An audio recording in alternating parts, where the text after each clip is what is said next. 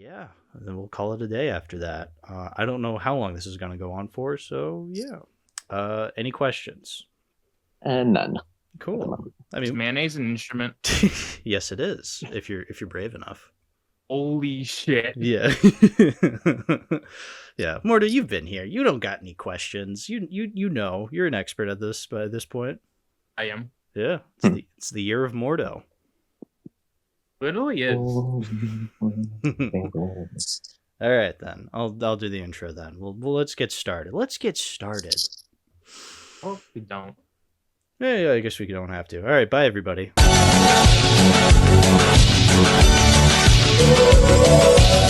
Hey, good night, chat. Yeah, sure. Good. Yeah. Good talking with you guys. Yeah, exactly. Good Great talk, episode. guys. Yeah, one for the books. One Great for the episode, history guys. books. Yeah. Hey, happy April Fools, everybody. Happy June Fools. Happy June Fools. Okay, we'll make our own holiday now. Yeah, there you go. There's no law saying we can't.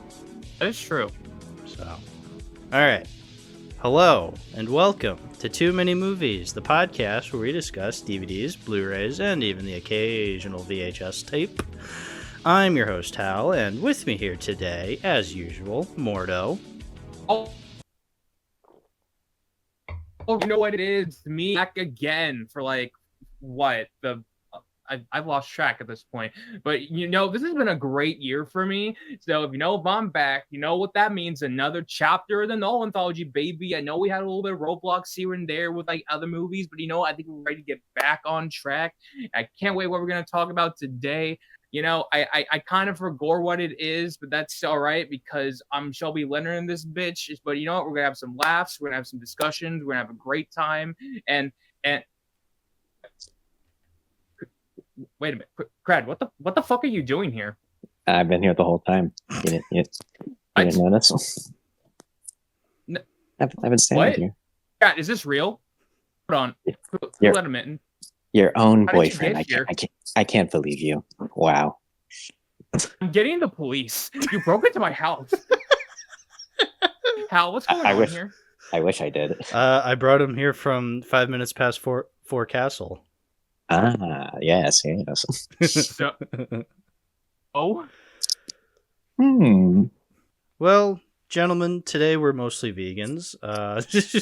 And Mostly. yeah, mostly. Anyway, yeah, Crad, welcome to the show. This is your first time on the Hello. podcast. Hello, it's me, Crad, or Cradicles. I used to do YTPs and don't do that anymore. Now I mostly do art on Twitter. And also play a lot of Splatoon when I'm active in that community and all that. But yeah, Hal invited me on here to do some movies, and I happily obliged each to offer two of my favorite movies of all time. Yeah. One's technically a short film, but whatever. I mean, yeah, we've talked about, I think we've talked about shorter films before. I mean, we have talked about short films on the podcast before, but we've definitely talked about films of the shorter variety for sure. Yes. you also mention, if anyone who does not know, me and Crad have been dating for 5 years at this point? Almost 6? Yes. It's almost 5, if I remember. No, wait. I don't remember at this point too. 5. I think. No. I swear, we're at 6. We're at 6. Don't pull a Shelby Leonard on me. Do not pull a Memento. 6. Don't pull a Memento. Do not have a condition. I don't have a condition. For the love of God, that's my job. I'm sorry. Well, you can make it up to us by introducing the first movie. Then, why don't you introduce it? Yes. The first film. I chose one of my favorite foreign films ever, Skazkazkazok, or Tale of Tales, for those who don't speak Russian. Why I chose this one is mainly because of my just increasing interest in Russian. And recently I've been studying the language for 2 years, and I mainly got into it because I loved watching obscure Soviet-made cartoons on the interwebs. But yeah, one day when I was just browsing YouTube, I came across this really good video essay about Yuri Norstein, the creator of this, as well as Francesca Norstein, of course, creator of Skazkazok. I'm personally going to call it that just because that's how I personally refer it to but just know I'm referring to Tale of Tales. Yeah, Tale of Tales. Oh, good lord, my boyfriend's a communist. Yeah. Help me. I think you're simply a boy American. Yes. What does that mean? Stupid American. What does that mean? Dumb stupid American. I'm a little rusty on my Russian, but I think it means capitalist. Yes. Mm-hmm. It means we don't drink vodka as often. Yes, exactly. You just call me a and just get on your way. Wow. Oh, hey, now I'm not gonna go that deep in a podcast. Okay. We can censor that, right? I don't know if you want. Guys, faithful reminder, I'm bisexual. I kind of have the right to say it. You have the half right to say it. I have the half right to say it, but then again, I'm also dating a man, so half is better than zero. So you can't cancel me. True. There was someone that tried. They made but they made false accusations for it. The haters. Very, very poor ones. I suppose we should go in more depth about the movie. You continue with the war. Yeah.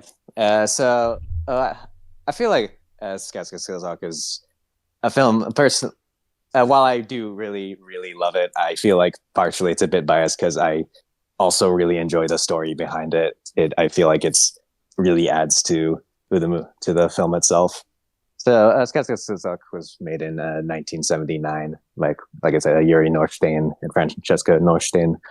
So Soviet animation has a bit of a history to it. It was animation was during the Soviet Union was seen as more of like a propaganda piece for children, and more so than an actual art form. Typically, like there's very heavy, strict regulation on most animations, and it's very it was difficult to make your own animation studio. Many cartoons around the time had to have very clear messages. Ambiguity was like a strict no with regulators. Whereas in the Soviet Union, films had to have very clear cut good guys, bad guys, very obvious messages. Nothing could be very avant-garde, artsy, or ambiguous. Yeah, well, what I'm basically saying is for the most part, unless you're making like cartoons for this day, you were almost straight out of luck usually. Yeah. Yuri and Francesca, they eventually met each other while they were working, but that's for later. Essentially, they both worked at Soyuz Multfilm, which is like the biggest animation studio in Russia at the time, and basically one of the only. Because again, really difficult. So the government always watching you. Regulations. Yeah.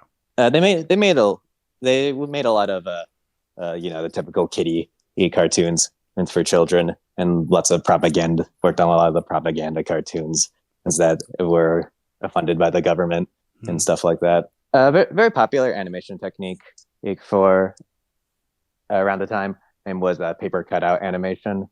Like in elementary school when you would make like paper cutouts with like pins and hinges so that you could like move. Maybe you made a human, you can like move the legs and arms. Yeah, do something like that. The pins and like where the appendages would go. Yeah, so they move. Yeah. That was a very popular technique at the time, and mainly because it was cheap and easy to animate, even if it looked really, really crude. Would it be like kind of stop motion-y? Like yes. Okay. Yeah. Yeah. Most of it was stop motion. There was, of course, like traditional 2D animation, stuff like that, like a Nu Pagodi, or rather known as Just You Wait. That one was like the wolf and the hare. You probably know what I'm talking about. Maybe. I'm trying to think. It's like one of the more popular and well-known Russian cartoons from the time. Because when I think of Soviet cartoons, in my experience, I think back to I took a class in college, and we watched some like World War II propaganda cartoons. So obviously we saw like De Fuhrer's face, the American propaganda, where it's Donald Duck in Nazi Germany. We saw this one Nazi cartoon where it was the Nazis had funded this cartoon. It was talking about America coming to Europe, and all the American fighter jets are flown by American cartoon characters. So like Popeye, Mickey Mouse, Bugs Bunny are then like bombing Britain. It was really, I thought it was really funny because like it was just, I thought it was really funny that that's how like the rest of the world viewed America, how they're just like, oh, they're cartoon characters.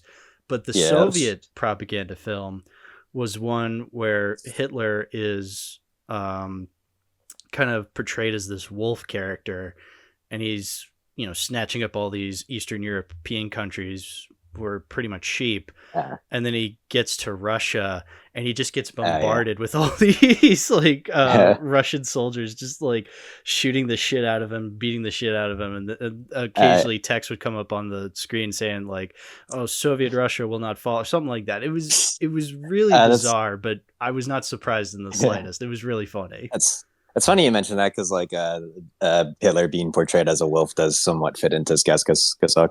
I'll talk about it later, obviously. Sure. We'll talk about like the plot and stuff. Yeah. Getting back to like the general backstory and narrative. Yuri and Francesca working on Soyuz Multfilm, obviously all these cartoons. When it came time Yuri for him and Francesca to make their own cartoon, he insisted that with like the paper cutout animation that they remove the hinges and do it like raw dog it basically. And that's like the animation style Tale of Tales uses, as well as one of their more popular works, most notably Heron and the Crane and Hedgehog and the Fog. Those are their other two most popular known works, popular short films rather. Those have a lot of really beautiful looking nature. Or the characters just look like every frame looks like a painting almost. It's all the work of Francesca, who was the main painter, while Yuri was more so the main animator. They tended to work in two because admittedly Yuri, he was very difficult to work with. Yuri was very difficult to work with. Many friends of like the couple said like admittedly like Francesca was like the only one who could tolerate him essentially. He was he insisted that that Francesca draw like more loose and less perfectionist like, because she admittedly was a bit of a perfectionist, but obviously things like that had got between the two of them, and when working on some films, and especially Tale of Tales.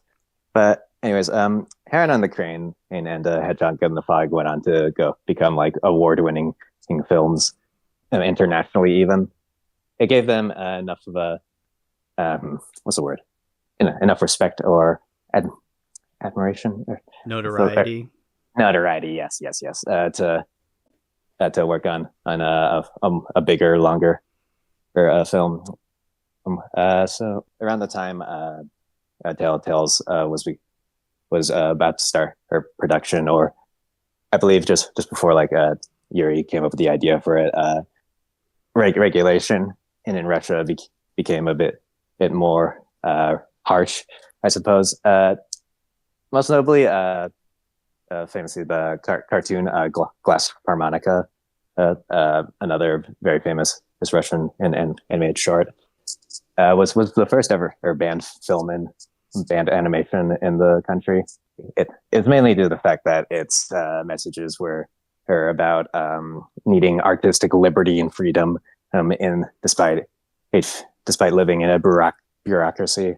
It's also just in general very artsy, abstract, avant-garde conditions in general. For animation were getting a bit worse. So just in general, like regulators were cracking down on Yuri and Francesca just because they saw their films as the antithesis of what they wanted in the Soviet Union. They followed by how to regulate art. They went by this thing called like a Soviet realism. Basically, it always which basically was just an ideology to lift up the messages and overall propaganda like the Soviet Union, like the idealized view of it, like putting in a hard day's work, being in a part, supporting your country, being a convicted communist and stuff like that. I forget the name of the new like head of regulation at the time, but he was essentially the big guy that had enforced all these regulations and made it hard and start cracking down on Yuri and Francesca's work. So when it came time to make Tale of Tales, in order to propose a new animation at the time, but essentially what you had to do was send like a script to a committee, like the regulation committee. He'd then get approved. What Yuri did is that he had a friend of theirs, a ghostwriter in Russia, who at the time was actually famous for having many of her works banned. She wrote a script that was not at all what Tale of Tales was. It was basically he's saying like it was proposing like the short as a typical kiddie cartoon, like with a message of friendship and community and love and all that. But basically, Yuri was lying to the government's face so that he could make a cartoon to make a Tale of Tales for like 6 years. Oh, that's funny. Because I look at Tale of Tales and I'm just like, oh, like this guy. It is anything but happy. Yeah, like it's not at all what Yuri like submitted to the regulation committee. Yeah. And then obviously work began on Tale of Tales. And from what I remember, Yuri and Francesca admitted it was kind of like hell working each other. They were kind of at each other's throats. But constantly they felt the need to like one up themselves from their previous works. And it said that their relationship was in a lot of jeopardy. Just because of how much effort they were putting into this. It's a stop motion film without the hinges. Like it requires so much paper, so many little drawings. Yeah, it's a lot of work. How they did? They're such perfectionist artists that like they're putting so much time and effort and mental anguish into art. I can imagine. Yeah, it would just be like so much to take into account. Yeah, exactly. I remember hearing that some of the effects in the short, like the fire and the water, like those were all practical. Like Francesca took pictures of water, and then he drew them on little animation cells. Oh my and God. she filmed and they filmed like an actual fire they had to control in like the studio because they couldn't do it anywhere else. Oh my God. Yeah. So yes, safe to say it was quite a task. Quite a task to do the film. Yeah, a lot of the effects in the film, like the sort of 3D-ish effects, which you can also see in their past works, it's since they animate the film kind of like how Disney would at the time by stacking like layers of glass above each other. I remember and pointing the camera down at them. Yeah, I remember learning about that as an animation technique. How they had like glass panes and like several of them, and then the camera's looking down. Yeah. So then you move them to create the illusion of movement within the scene. Yeah. And it was really cool. Yeah, it is really cool. Like Hedgehog in the Fog, like mainly I think about like the scene with the tree. Like it looks just like a 3D image of a tree, or like a sculpted figure of it, but it's apparently all just it's all just drawn pictures of a tree, stop motion animated. Yeah. Like it's really impressive. It's insane. Yeah. But yeah, to go off the fire, how you said she animated, like they filmed fire. A fire. They and then filmed she animated, a fire. And then she animated over it. Like that's insane because the fire looks really good in the movie. Yeah, it just is a fire. Yeah, it just is fire. Yeah, that's what it be. Yeah. But yeah, at last the film was completed, and it actually got some it got some pushback from the regulators because they realized, what the hell is this? This isn't like the children's cartoon that you said you were making. What? No. So originally it was banned, and from after it was released, but like Yuri and Francesca got a lot of support from other artists at the time, and so like some theaters would still show Skazkazak, and they also pushed for Yuri and Francesca to receive a prize is for their excellence in animation. The reason that they did this is so that the government would receive lots of pushback for banning these great animators who had just received the prize, is for it to not be like released world, at least somewhat internationally. Yeah. So the film was allowed to be released in Russia, and in select like international film festivals. That's good.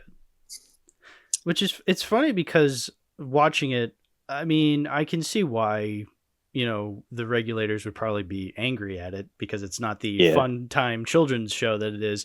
I don't think it's controversial. I mean, I guess that's maybe us with our modern sensibilities. We look at something like this and we're just like, oh, how could this be controversial? I mean, it is very, because there are those sequences about the war where you have all like the dancing ladies or the dancing couples, and then immediately the music stops and all the men disappear, implying that they're off to war. Going to war. And then like when the scene happens again, and some of the men don't come back, and while some of them women get the men back and are dancing again, and others stand still. Yeah, that is very staunchly anti-war, which of course it's going to be. I think that was one of those sequences where I would definitely point to that. Yes, but are there other sequences that maybe like the regulators or the Russian government probably saw that would also point? I like to think because the film story, even though you probably wouldn't entirely get it on like a first watch, it's mainly about it's a mix of like Yuri and Francesca's like childhood. So Yuri lived in a communal block, like a building with like 5 other families. And the conditions were obviously pretty bad. Yeah, the smells were terrible. Well, they had to share bathrooms and kitchens. But despite how like terrible it was, Yuri, he says that he felt a strong sense of happiness back then, and even though he remembers being miserable. And partially he tried to explore or why that was with the film, because the movie is about like memories. I was doing some reading, and I did like the word memory definitely popped up a lot when describing this film, and I feel like that does make sense, not only just from the stories that we saw, but also I did notice the movie had a very kind of blur effect to it, where the images were not entirely clear. Like there was a bit of a blur to it, as if it is sort of in somebody's memory. Yeah, it's not especially quite clear. especially like the white and black portions where it's like a family living together. Yeah.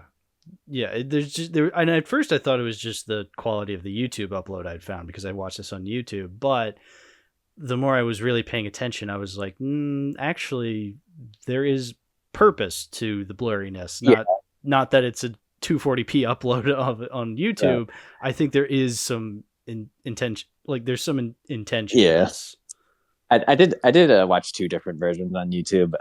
One with my boyfriend had English subtitles just for him. That one was way blurrier than like the version I watched, but there was still like a sense of there was a blurriness to those important scenes. Well, it's interesting because the version I saw did have English subtitles, which helped with like the lullaby at the beginning, but the rest of the movie is arguably silent, where there's not a lot of dialogue. So there's almost no dialogue. But the thing is, there were moments throughout the upload where the English subtitles were there to explain the intention of a scene. So like I said, how there's that scene with the couples dancing, and then the men disappear, and then you see this marching of soldiers, and the subtitles literally say soldiers to explain to us to be like, oh, that's what it's saying. And I thought that was interesting because I've never seen subtitles do that, where they explain the intention of a scene rather than just the dialogue. Yeah. The most I've seen is like maybe with animes, because like Asian languages are a bit more complicated than or they don't match up quite the same with like more Germanic languages, right? It's like English, Russian, like. That's why a lot of things get lost in translation, because it's kind of hard to translate something that doesn't exactly translate. Yeah. What was I going to mention? There's a lot. Can I actually mention something I really liked about this movie? That would be the winter segment where the little boy is eating the apple. Yes. Because one thing I really appreciate about this sequence is that so you see him, he's eating the apple in the snow, and then you pan upwards and he's also eating an apple on a branch with two crows, and you actually see like two of them. And at first I was just like, oh, what's going on there? And at one point, I think it's when his mother calls to him, and the version of him that's in the branches kind of falls over and lands onto him, but it becomes sort of like a ghost figure and falls into him. So it's implying that he was daydreaming, that he was up there eating an apple with the crows. And I just thought that was a really fascinating way of translating daydreaming, of, actually seeing another version of yourself. And then that turns into a ghost version as it like falls into you, and implying that, you've broken out of the dream state. I just thought that was, I've never seen something communicated that way before, and it really stuck out to me.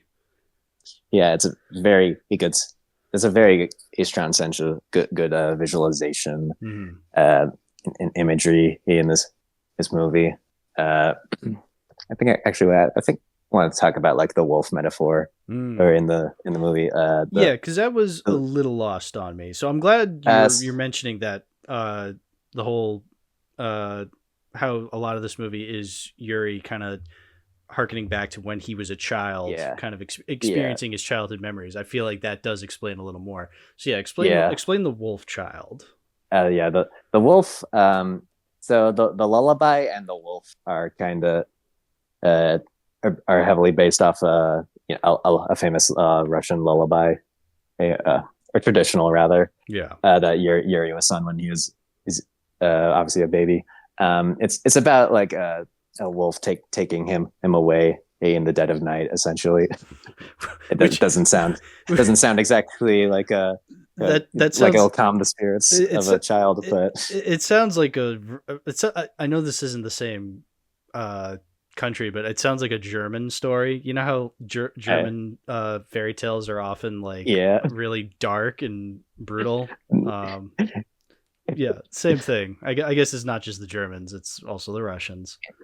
Und das Demon took the boy and chopped off his balls. And das Kinder cheered. Hurrah! Yeah, I remember I found like a book of old German folktales when I was a kid, and there was this one where this little girl was playing with matches and she burned to death, and that was it. Ooh. And I remember being a kid and being like, "What the fuck? Wow, what?" And it's like, don't play with matches, kids. It's like, I wasn't planning to. When I really think about it, like, the death must have been a bit more fascinating back when like the internet didn't exist. Sure, yeah. Just to like those people, because like when I think about like all the animal cruelty and death that like they were being like shows for executions and shit, like when you aren't like being traumatized by it online, and like your only exposure to it is maybe like books and such, like I could imagine in death is some you kind of want people back then maybe you kind of want to see what it's like. It's a bit morbid to think that people were maybe like that, but you can't blame them. It's like natural human curiosity. Oh yeah, that curiosity definitely gets the best of you until you actually see it, and you're just like, well, wait a minute. That's a real human being. that's their guts spilling out. Oh, this isn't nice at all. This isn't fun and exciting at all. Oh, that's real nice. But yeah, the lullaby with the wolf is when I said like it's interesting that the cartoon you said portrayed Hitler as a wolf. That's because the lullaby is about the Nazis actually, because uh, it was mainly a lullaby for like a Jewish kids at the time. And, the wolf being like the Nazis to take them away, so you should stay in bed, stay asleep. Right, but it's interesting because the little boy in this movie is a wolf. So what is that like trying to say? I never quite thought about it that way. Yeah, no, but like, it feels like a means to the metaphor at the end, because also like parts of the story are also Francesca's childhood, mainly with all like the flora and fauna, and the nature. Yeah, no, but I think that's interesting though, the fact that there's this story about a wolf taking away a child, and yet, well, I mean, the wolf child in this movie does take away a baby, but he clearly didn't mean to. Yeah, no, he did so accidentally. And he even tries to like take care of the baby and like sing it a lullaby. It actually leads to a scene of irony where the wolf is singing the actual lullaby of being like, "Oh, go to sleep, or else a wolf will take you away." And he's like, "Wait a minute." The wolf will take you away. Yeah. Not me though. No, not me. Not me. Well, like, I feel like the police. You broke into my house. Stole my child. Yeah. Oh no, we are not dragging this one out. Bam. Oh. Oh, it's so cute. I mean, If you're wondering what we're referencing, we recently found this MLP abridged channel. It's like minute and a half clips on like the old gen cartoons. We've been obsessed with these videos. We've been quoting them constantly. It's our recent obsession. I think Olivia got us hooked onto it. Olivia was the one who got us hooked on it. Oh man. I can probably show you a little bit afterwards. But... yeah, for sure. Yeah. I'll probably link the channel in the description. But anyway, Tale of Tales. It's interesting you mentioned like the wolf despite being a means to the metaphor, but it's also a bit strange that it's like the wolf we're mainly following. Yeah. I definitely think there's got to be something intentional there, maybe about like... I feel like maybe it's because it's Yuri and Francesca looking back at I think it's supposed to represent like Yuri looking back at his childhood memories. He's like he is the wolf now, in a way. He's the wolf now, exactly. Okay, yeah. Maybe. Looking at it from that perspective. I mean, you know what? I'm thinking it's one of those like choices that's put there for us to interpret something out of it. Maybe the directors had an intention out of it, but I think no matter what we come up with, it's whether or not it was intentional or not, we just have the freedom to come up with our own interpretations. Yeah, exactly. It's fascinating nonetheless, because it has me thinking like, what was the point of that? And I'm like trying to like think about that. I think that makes for a good metaphor, or at least a good storytelling, where you're genuinely thinking about what the directors have done intentionally. Like I think the wolf is also obviously for Francesca as well, because I think it being for her as also explains like just all the scenes of the wolf just kind of moseying on about. There's just all these scenes where he's just kind of looking at the cars around him, and playing on a little swing set or whatever, or pump or whatever it's supposed to be, and the one where like he cooks himself like a potato. Like that's a good I feel like it. Yeah, I feel like it makes that scene make a bit more sense. Like maybe this is something that Francesca did, because she is obviously she spent a lot of time outdoors as her father was studied insects. Yeah, I think it also, because traditionally I would say the wolf is often kind of a symbol of ostracization or loneliness I guess, to be more precise, where, because wolves are either often they're viewed as kind of animalistic and sort of a negative stereotype. They're often villainous in cartoons and stuff like that. So when you see a lone wolf as a child all by themselves, you get it because they're this ferocious beast. But are they really this ferocious beast if they haven't done anything? And I think that kind of adds to the irony of us stereotyping this child. I mean, again, the lullaby is literally saying, sleep, child, or else a wolf will get you. And it's like, okay, but I am a wolf. Yeah. So again, endlessly fascinating. I feel like you could come up with a million interpretations, and they would all be equally as valid. Very, very, very, very good artistic expression that also leads to interpretation for the viewer. Absolutely. There was one more thing I wanted to talk about like Yuri and Francesca. So it's probably the most interesting bit of like their history together. After they did Tale of Tales, they started work on a new animation project called The Overcoat. It's based off a Russian. Yeah, it's based off a Russian folktale.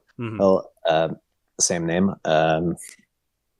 They started work on it they were given 6 years by Soyuz Multfilm to finish it, but due to complications, they obviously difficulties with each other and trying to one up themselves from before, and also them now actually being on their own and living in their own household. The film didn't make its deadline, and they were dropped from Soyuz Multfilm. They could still finish the film on their own, but all like their original funding was dropped. It's interesting because The Overcoat is still in development today. It started all the way back in 1981, and it is technically still in development the past 40 years. Ay. Ooh, take that, Thief and the Cobbler. Yeah, exactly. Yeah, you guys. Yeah, and so far only 30 minutes have been confirmed to be finished. Out of 65, that is. Chat, we're never getting this movie. It's over. We're over. It's especially since Yuri and Francesca are in their early 80s. Yeah. So like, is there really? That's insane. Is there really any chance that this film will be made? It's like they have been offered like funding multiple times, but presumably like Yuri has a bit of an ego, or like kind of like he feels like he needs to do this on his own. He's stated that like he feels his art comes from his suffering and like being in a precarious situation. It's probably just because of how Tale of Tales turned out, but it's quite a way to look at it. Yeah, which again, Tale of Tales I thought ended up just fine, but I guess he sees differently. Yeah, isn't that always the way with crazy artists being like, no, it has to be my way or the highway? Yeah. We've talked about Jodorowsky's Dune on this podcast, how that was a movie that, well, first of all, would never have happened in a million years, even if he had infinite funding. But the fact that it just ended up falling through because, again, Jodorowsky is insane. This always happens when it comes to these like huge passion projects. Yeah, it just hit me. You know what this reminds me of? Reminds me of another movie that we know that was made all by one guy. Oh. Old Philly boy. Oh, Phil. Yeah. Crad, Crad, I assume you're familiar with Romeo and Juliet Seal movie? It's Seal movie. Yeah, Seal movie. Yeah. I love Seal movie. Let's go. Let's go. We're huge appreciators of Romeo and Juliet Seal movie over Seal here. Movie. I only watched it once when like Rob invited me to the Wheel Night server, I think. Yeah. And it was quite an experience. It's not great, but it is interesting when you find out that one guy did it. You're just like, all right, there's something interesting here. Yeah. Like I couldn't have done this. No. It's still impressive. Yeah, no, it's still impressive. And it's not bad. Like I don't want to like downplay it. I think it's definitely lacking, but the fact that it was made by one guy, like it is truly something special. It really elevates it. Yeah, it truly elevates it. Which at least with this movie, Tale of Tales, there was a crew, but I can definitely see that Yuri definitely had like final say on a lot of it, and like when you have final say, you're very, very particular about what you want. And that kind of ties into why like the Overcoat is still in development, because like when Tale of Tales, like Yuri was Francesca's superior. He was like the director. Right. With the Overcoat, they're both equals. So and that's what, man. Enough with the egos. Yeah, it's so funny because like even people like Hayao Miyazaki expressed great love for Yuri's work. Like he is a big fan of his films. Mm-hmm. And it's actually kind of weird. Like Japan in general seems to be like the biggest fans of Yuri's work. It's probably just because of geographical reasons, but yeah. Sure. There's like this entire documentary about Yuri and Tale of Tales and the Overcoat, but I can't get it anywhere. Because the only place it's like archived on online is like some library site, and I need a library card from that place where I don't live. Well, it's like they always say, Crad, having fun isn't hard when you've got a library card. I could.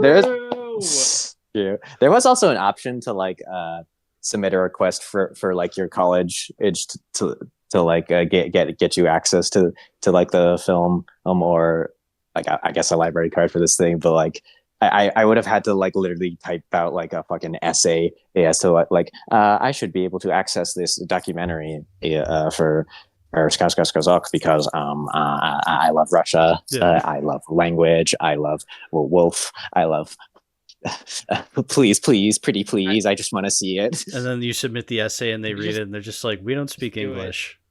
What are you waffling about? Yeah.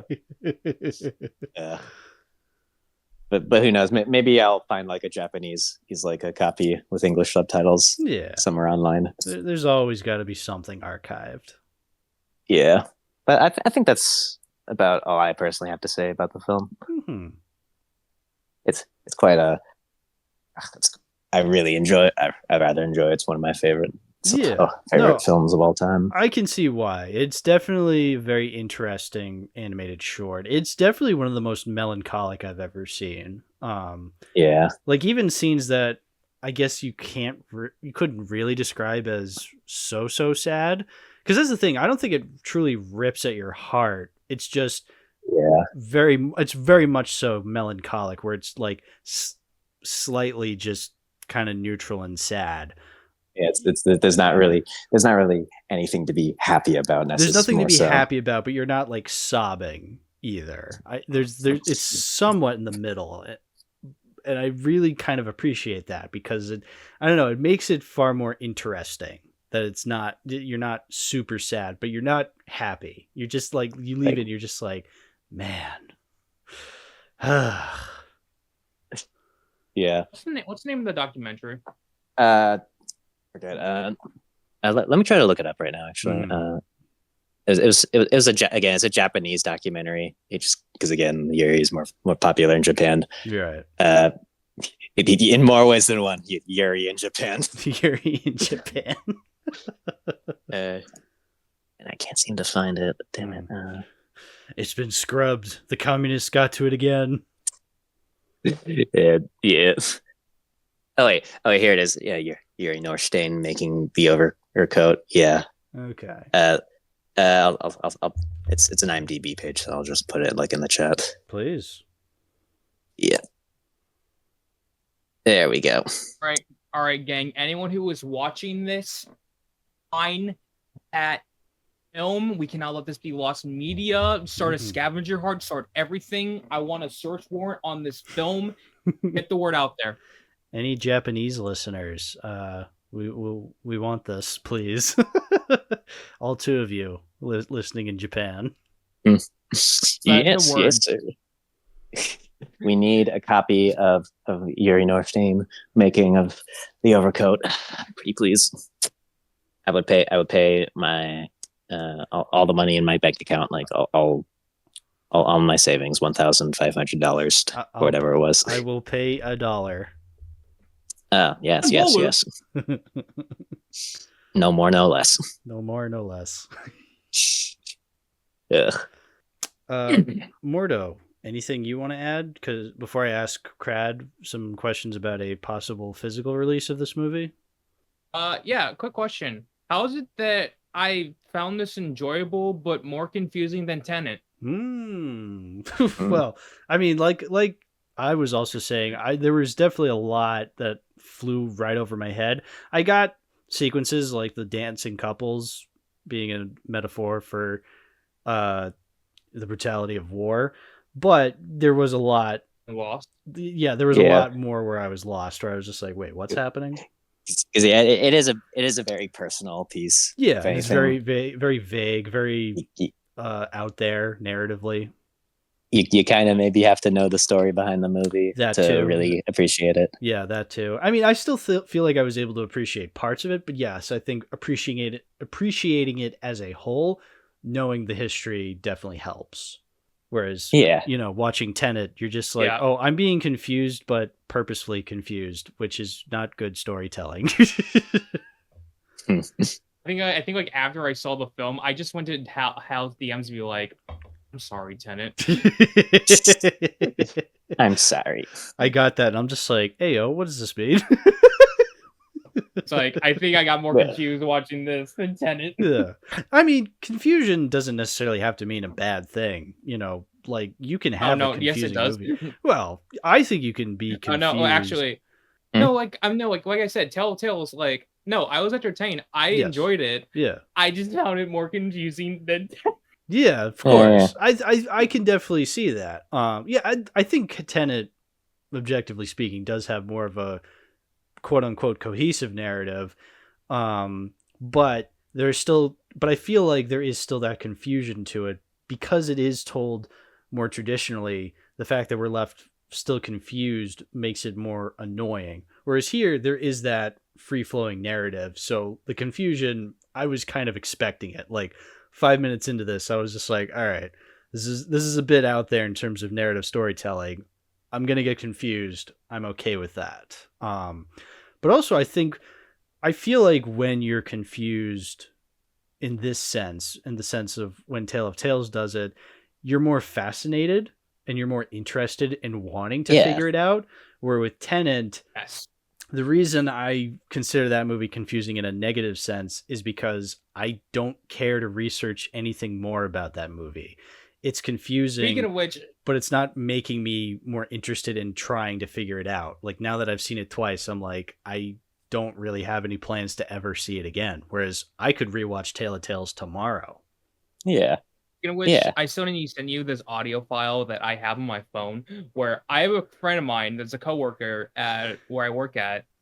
One day he just brought up out of the blue being like, hey, you guys seen Tenet? And I'm like, oh no, don't even start with me. And then it turns out he enjoyed it, and I'm like, how do you understand it? And it's like, simple, you don't. And I'm like, no. This man's a Chad. He's living a better life than all of us. So he kind of like explains a bit of the timeline to me as simply as he could, and I'm like, hold on, I got to record this because I need to. I'm reporting this to my Nolan expert. So he pulls out like a receipt paper, and then he like pulls out a timeline explaining the movie, and I'm like, and I try to focus, and I'm like, yeah, sure. I just want you to realize I bring up Tenet as a comedic way. I don't really want to actually like compare this to Tenet. No, of course. Brad, they are different movies. On this show. Right, here's the thing with me on this show. As you all know, I'm sure Crad knows as well. I'm mostly here for the Nolan anthology and all that sort of stuff. And of course, multiple occasions we'll have like an actual movie I actually want to talk about or I'm brought on upon. Like for this one, for example. Also because, I think Crad felt like it was comfortable if I was on here with him. If I'm correct. Yes. Yeah. So I want you just to know, I just have a running gag where I really like bringing up either Memento or just crashing on Tenet. Yeah. It's a good running gag. Yeah. Either that, like, I feel like I get more of an understanding now that Crad kind of explained it, since he knows a lot bit more about this film than the two of us. Yeah, and definitely. so yeah, it definitely helps. Yeah, no, I'm definitely coming away with this with a newfound appreciation for the movie, even though I did appreciate it. And not to say that the things Yeah. that I was confused with detracted it, my enjoyment. I'm just thinking this is my first time watching it. I'm struggling a little with understanding it, but there are enough sequences that I was able to appreciate. Like I said, the dancing, the boy with the apple in the snow, like those are sequences where I was like, okay, there's something special here. Yeah, Oh. yeah. I did want to ask though, what is the physical media situation regarding this movie? Does it have a release at all? Actually, I'm not sure. I thought you were about to say, like, well, what if I told you there is one? I have no idea. I did not. I probably should have looked that up because I think that would have been an interesting thing to look up. Because again, I watched this on YouTube, which I've done multiple times for the show, finding YouTube uploads of certain movies that I can't find anywhere else. And it was really cool to see, but at the same time, you never know how long a YouTube video is going to remain on YouTube, you know? Oh, wait. Okay. No shot. There seems no to. shot. Well, okay. Well, it's not exactly just a Tale of Tales release, but there is I can't confirm if it's like entirely official or not, but there is a DVD, The Complete Works of Yuri Norstein. Okay. It includes many of his short films. Yeah. Films and such. Yeah. So I would assume because this is a short film, it wouldn't just have its own physical release. Like it would be on a compilation like DVD or Blu-ray. So that makes sense to me that it's not all by itself. Yeah. You know who I could really see during a physical release of this as of now? Criterion? Oh, well, that's a good guess, but I was thinking Vinegar Syndrome. Vinegar Syndrome wouldn't be... Vinegar Syndrome, yes. I would say more specifically Death Crocodile because they've done Heroic Times, Cat City, and The Tune. Yes, that's exactly why. Because I was about to say, like, this movie reminds me of Heroic Times. You know what? I was gonna say, yeah, because again, Eastern European. Heroic Times is Hungarian. Yeah, and it's also like painted, stop motion animation. Not really stop motion, but you know what I mean, like painted animation. Yeah, it has like that storybook aesthetic feel absolutely to it for film. Yeah. And I think like I said in my review of Heroic Times, like this feels like an episode out of Reading Rainbow, if anyone knows what that is. Mm-hmm. Yes. Again, I can definitely say that's the same for Tale of Tales. Like this feels like someone I would see like I don't know like on Reading Rainbow or something like that. Yeah. Oh yeah, I think I found the DVD you were talking about, Crad. The Complete Works of Yuri Norstein, RussianDVD.com on Amazon. Yeah. And I can't confirm if it's official or not, but I mean, it doesn't look that official, but that's fine. I love crappy cartoon compilation DVDs, especially something like this, like low tiered studio release. Like I don't know, like DVDs that say like that look like so crusty because they printed it out on like a home computer that they just put it on some random disc. I'm obsessed with those. I think those are so hilarious. I remember. I remember one time you told us that you do own like a bootleg of the holiday special. That's right. Well, harkening back to our holiday special episode, Mordo. Yeah, when me and Puff talked about the holiday special, I got that at a flea market, the Star Wars holiday special on this random DVD. Yeah, I still have it. And yeah, cherished it. That's one of my most prized possessions. That's true. But yeah, no. It's like how I own a bootleg copy of Loki season 1. That's great. Yeah. Oh, I'm so glad I found this. Yeah, and it says DVD NTSC, so I believe where our region 1 is NTSC, but even if it wasn't, I have a 4K, like I can play any disc of any region, so that doesn't matter. But I mean, honestly, this would be really cool to own because it has other works from Yuri. So Yeah. that would be really cool to see, because I would be interested in checking out a lot more of his filmography now that I've seen Tale of Tales. Of course. Yeah. That's nice. Yeah. So anything else we have to say about Tale of Tales, boys? Def Crocodile, get on this. Yeah, Def Crocodile, get on this. I would love to see like his filmography on a Def Crocodile Blu-ray. That would be really cool. Yeah, sure. I believe Def Crocodile is part of Vinegar Syndrome, right? Yeah, they're a subsidiary of Okay, yeah, Vinegar Syndrome, because I'm pretty sure that's how I got Heroic Times. Was I think that like the night William was showing us, I went to Vinegar Syndrome's website and I found Def Crocodile through there, and I went there, and that's how I got the Heroic Times Blu-ray. Yeah. All right, then. Do we want to move on to Grand Budapest? Yeah.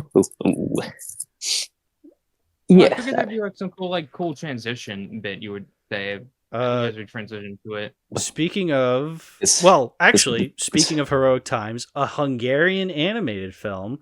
Let's talk about the Grand Budapest Hotel, because Budapest is in Hungary. Oh, no! I thought this was the part where like the Wes Anderson like part 2 title card comes on. So it's the things. part 2. Great. I just thought this would be the part of the video where Hal would go, "Hey, speaking with boy with an apple, there's another film we know with the boy with an apple." That's true. While I was watching Grand Budapest, because it would have been a couple of years since I'd seen Grand Budapest, so I forgot a lot about it. And so when I saw the painting says "boy with apple," I was like, wait a minute, there's a boy with an apple in Tale of Tales. Oh, that's our connection. Whoa. We always love it when we have a connection between the two films with what we talk about on these shows. Boy with apple. Yeah. Sometimes it's funny when it's two completely opposite movies, but sometimes it's nice when there's at least one connection. Grand Budapest.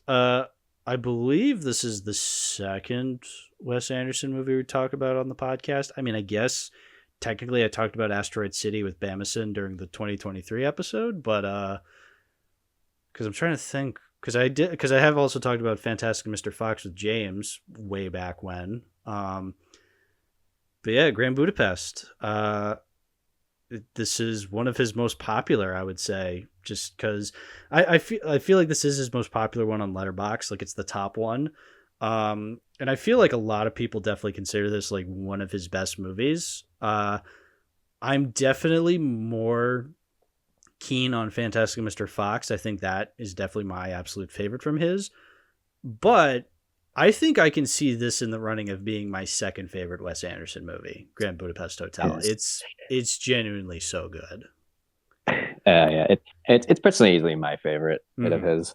To be fair, I haven't watched like all of his discography, but I do really, really love all the films I've seen from him. Yeah, I don't think I've seen one that I downright hate from him. I would probably say my least favorite would either be Bottle Rocket or Isle of Dogs, but I could still get something out of those movies. And I'm a bit of a Isle of Dogs apologist because that was my first Wes Anderson film I watched. No, I can again. I don't hate that movie. I think there's things I don't like about it more often than not, but I would definitely prefer movies like Fantastic Mr. Fox, Grand Budapest, Rushmore. Like, those are the ones I think of when I think of like my favorite Wes Anderson movies. Yeah. So, but yeah, Grand Budapest, man, is just. Where to begin? Like, genuinely, where do you begin? Because just everything about it is so good. Yeah. What if I told you for a brief moment in time, this would have been my I did not care for The Godfather moment. Ooh. Yeah. After his first watch, he gave it a 3.5 stars, and I was furious. Right. As we all know, 3.5 stars does equal 0. Okay. Yes, sure. Okay, well, let me explain before I go on, okay? Please. When I first watched it, I should probably mention that, I think I was kind of like a bit lost in some of the story of like what was going on or what's happening or like who's who of what we're focusing on with like the timeline transitions, right? And I think I've also like a dumb little nitpick I had is just like, for a film called Grand Budapest Hotel, this does not take place mostly in the Grand Budapest Hotel. This is false advertising. No, I remember when I saw your review, it said false advertising, and I was just like, what are you talking about? Wait a minute, he's right. Grand Budapest Hotel. It doesn't take this place at would've the been so- hotel. It would have been so funny that this would have been. Oh, you cut I out. don't get the hype for it. Okay. I did. Oh shit! Yeah, my Wi-Fi rebooted. But no, like I said, this would have been my how didn't get the hype for Interstellar moment. Oh, I haven't seen Interstellar. I don't know how bad that like opinion is. I feel like you'd like it. I know I enjoyed it. I know there's a bit of flaws to it. I just know Hal is a bit more critical on it. I am very critical towards Ooh. Interstellar. I think you'd like it more than I would, Crad. I definitely recommend people check it out because it's a Nolan film, of course. Yeah, pure snaps. Yeah, but I should also mention it's also because I was kind of like looking through my phone. I was just trying to like book stuff because I'm trying to go out of town later in the month. Mm-hmm. I was trying to like figure out like hotels and such because I might be going to too many games. I might be in Pennsylvania for like half a week. And you wanted to stay at the Grand Budapest Hotel for too many games? Oh yes. Well, if there was one nearby, that would be great. If only. If only. So yeah, I think that was probably why. Partially, I was kind of partially joking. Just because I'd be like, I want to see if I can get a reaction out of body. Just I said that, I did not care for it. Yeah, I feel like if you gave it, like, if you gave it like a half star, definitely people would have like noticed. They would have been like, hold up. Hold up. I feel like 3.5 is still a fair score for it though. But I did notice, you rose the score since then, which. No, yeah, because I'm like, you know what? I think it's because I kind of missed something on here. I feel like I'd probably get it a lot better on rewatch. So like that's what I kind of did before that. I'm just like, okay, I definitely like this a lot better. Yeah, because this was my second time time watching it, and you definitely get to appreciate more about it upon second viewing. I definitely got like understand it a lot more. Yes, on second watch. Also, I also think there's another thing where I feel like I've just kind of realized lately is that the appreciation for something I watched doesn't really hit me until very late after I finished watching it. Oh yeah. Because I feel like I've kind of started to realize that because I've been hyper fixated on Jujutsu Kaisen, but I know I didn't really care for it that much when I first watched it with Sora and the gang. But now like after a while, like a month or so afterwards, I'm just like, I really like this anime. Why did I not give too much of a shit for it? I also could say the same for home movies because I've just kind of been binge watching clips of it on YouTube. Yeah, because that was a show I watched with there are a lot of there's a lot of media that I feel the same way about. Like I felt that to a degree with home movies as well because like there were a lot of times where like maybe the improv was a bit much and like you didn't really get time to appreciate the really good stuff up until afterwards. And I'm just thinking to myself, why am I watching this? Why are we watching this? I mean, it's why I always champion for people to rewatch things, no matter what it is. Yeah, you definitely need to get multiple viewings into appreciating something. Grand Budapest Hotel is actually exactly that for me. I've watched it at least 5-6 times. I want to say now. Like I used to make sure like I watched it like when like near the end of like my trips. Yeah. Like on airplanes and such. Like it just feels like that kind of movie to like to have a tradition with, I suppose. No, absolutely. I can see this becoming a tradition of rewatching over and over. This feels like a very like late November, early December kind of wintry movie you watch. You cuddle up, you watch it because it's not necessarily Christmas themed, but it does have the vibes of. It's kind of similar to Fantastic Mr. Fox. That's not inherent. I mean, I guess it is inherently a Thanksgiving movie, but you can watch it at any other point in the year. But I feel like it is most appreciated during that like kind of late November kind of fallish, cold winter kind of season. Yeah, exactly. And I could see this being like the same thing. Yeah, I think that kind of fits also into like the aesthetic of the film. Absolutely. The set like this. The set pieces, the aesthetic, the colors, it's also pretty. Yeah. I always think about like the interior of like the more rundown version of the hotel in like the late 60s. Yeah. I really like the aesthetic of that. Yeah, even though it's supposed to be kind of rundown and shitty looking, it still looks nice. Like nice and charming. Yeah, it's charming. Perfect way of describing it. that worked too. And obviously it's the version of it in the 30s or the 20s, because I forget. Yeah, the 30s. Yeah, because the sequences that have Zero and Gustav are in the 30s. Yeah. And then the author, when he's played by Jude Law, talking to F. Murray Abraham, who's adult Zero, that's the 60s. And then like the two sequences with Tom Wilkinson as the older author, that's the 80s. And then you have the girl over by the author's memorial. That's supposed to be just like modern day, like the present. It could be at any point in time as long as it's after. It is a bit funny, just like how many hoops they go through before they truly start telling the real story of the movie. But I feel like I think that's why I think I was kind of lost at points, because like it was like because of the jump cuts. Yes, I'm just like, it is what the fuck is happening? It is a bit weird to get used to. It's very much like a Nolan film in that sense, where it's kind of told. Yeah, it's not remotely as egregious as a Nolan film, but sure. Yeah, no. I guess this is a Nolan episode in spirit, though. I feel like I can appreciate though that sort of complexity though, because I feel like it sort of symbolizes like a story lasting generations. Absolutely. In a way. Yeah, no, I definitely appreciate it from that, because it is that kind of it's a movie basically about the connections throughout the generations, and how even if you don't feel like what you're doing now is really matters, it's going to matter to somebody at some point. Because again, like the movie bookends with this woman at this memorial. Like that's how the movie starts and ends. It's just this random lady like at this memorial of an author story who didn't experience the events of the story firsthand. Yeah, it's like stories can still be impactful. Yes. Well, even to the most distant of people learning about them. No matter how distant they are from the story, like they can still they're still going to connect to it in some way or be a part of it in some way. Precisely. Also, I should also mention there is this one nitpick that I do want to point out. Please. And it's kind of has bugged me. Even on rewatch, crazy. Call me like missing something, but why is older Zero white? I mean, it's kind of a bit strange how he is.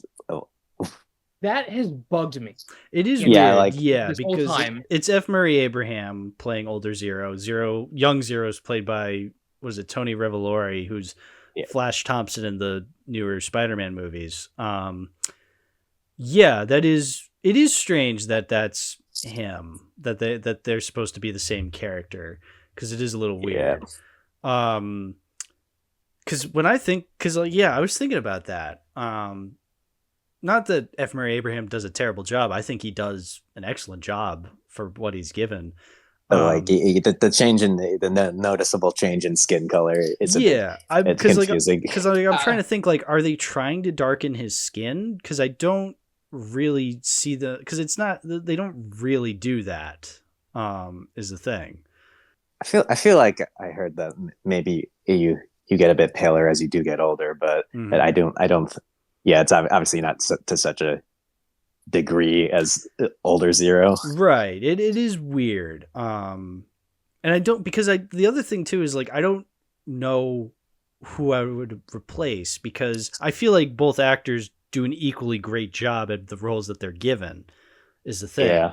And I feel like I wouldn't really want to see anybody else in those respective roles, but then it's just like, oh, how do you solve that then? Because they don't really look all that similar, which I guess maybe that's the point now that I think about it, because, they change so much. It's a story being passed down to generations. Maybe you're not going to get every little detail correct. And it's also the fact that, like, I guess just to emphasize, like, the author didn't recognize him at first, even. Like, sure. Yeah. And maybe it's like through the author's like memory of what he remembers of the old man. Like, I think there might be like we were saying with Tale of Tales, there might be like a million interpretations you could come up with, and they would all be equally as valid. Yeah. But I do agree, it is weird. Yeah. This is Really the second movie in a row where that we're talking about on the podcast where F. Murray Abraham shows up and he's playing an ethnicity that he's not normally. Yeah. Because he was in Scarface. Wait, what's the other one? He was in Scarface. Last episode we talked about Scarface, and he was in Scarface, and he was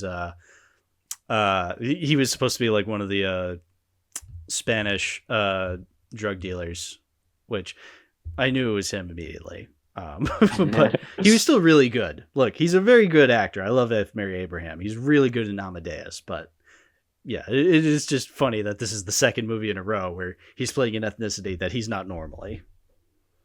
Yeah. Outside of that, the presentation of this movie, it is the way the camera moves. This definitely feels like Wes Anderson's style kind of fully realized, I would say. Like it's not just in like how the camera is like, right. I feel it's also just in how everything moves, like the characters and all that. Everything feels very formal, but also fast and chaotic. Like everything feels like it was directed by the character of Monsieur Gustave, Ray Fiennes' character. Like it's... I just think about like the scene, just the brief scene where like Zero gets up in the morning and gets ready. He's doing it very fast, but also very orderly and with a lot of intent. Yeah, orderly. That's a good way of putting it, because Monsieur Gustave and Zero, they're very like kind of prim and proper. They're always running around, but they're doing so with such finesse and such order that they're still maintaining an aura of responsibility and sophistication. Yeah, or like how when Mr. Gustav and Zero are punched at the family like will reading, and like the punches are very quick and then they're done. Yeah, and it's not like a real punch, and it's more like a thrust forward. Yeah, if anything, which adds to the comedy. Because of the way it's edited, it's just like punch, punch, punch, punch, and then it ends on like Willem Dafoe like looking at the camera, and then the spotlight zones in on him. It's great. It's fantastic. Yeah, kind of think about like other scenes, like even the prison break scene, especially it's it's a very, very good visual comedy. Like when they're sneaking all around, like the officers sleeping, and then when they get caught and the one guy has to get his knife out, and he'll kill them all. Yeah, and again, it's like filmed in such a Wes Anderson way.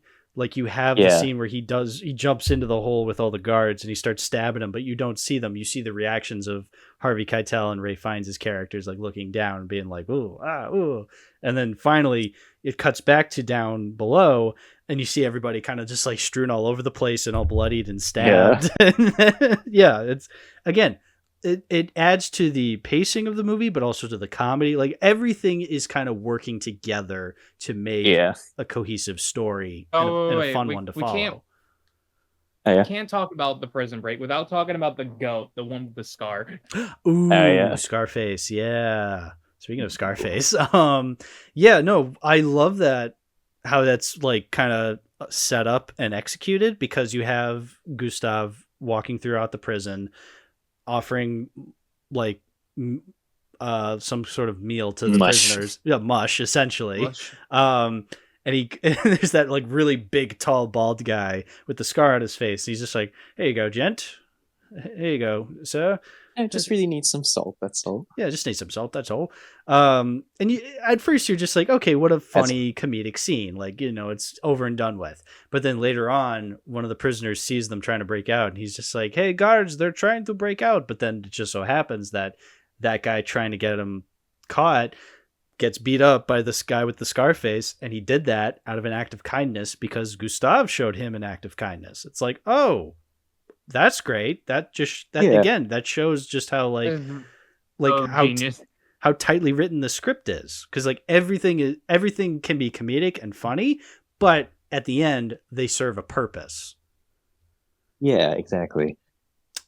I do want to mention, while watching this again, Mordo, I realized it's funny that this is the second movie we're talking about where one of the characters is essentially a person who woos old women out of their money. Because remember, that was Zero Mostel's character in The Producers. Oh my god! Yeah, that's right. Yeah, dude, that was opening was something else.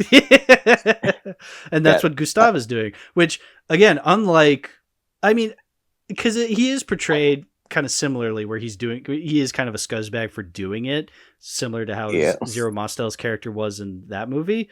But unlike Max Bialystock, who's doing it as a means to an end, and arguably, I guess this makes it kind of worse. Gustav wants to do this to old ladies is the thing. Like, he actually enjoys it is the other thing, which I guess it is funny in the grand scheme of things. It's weird, but I think that does add to the comedy. The fact that that's who the kind of people he prefers.